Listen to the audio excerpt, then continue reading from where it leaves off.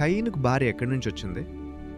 Bible చదువుతున్నప్పుడు చాలామందిని వేధించే ప్రశ్న, కయీన్ నోదు దేశానికి వెళ్ళాక అక్కడ అతనికి భార్య ఎలా దొరికింది? అప్పట్లో భూమి మీదున్నది నలుగురే కదా అని మనం అనుకుంటాం. కానీ అది నిజమేనా? దీనికి సమాధానం బైబిల్లోనే ఉంది.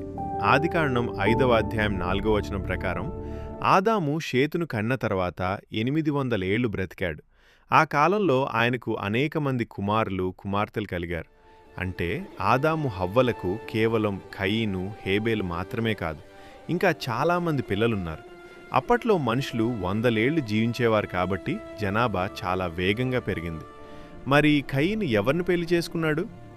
ఆరంభంలో వేరే మనుషులు లేరు కాబట్టి కయీను తన సొంత సోదరిని వివాహం చేసుకుని ఉండాలి. ఇది తప్పు కదా అని మీకు అనిపించొచ్చు. కానీ అప్పట్లో జన్యుపరమైన లోపాలు లేవు.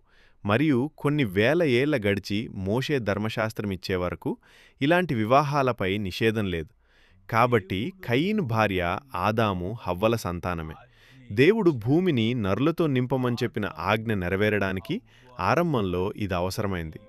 ఈ వివరణ మీకు నచ్చితే మరిన్ని బైబిల్ రహస్యాల కోసం మన ఛానల్ని సబ్స్క్రైబ్ చేసుకోండి. God bless you.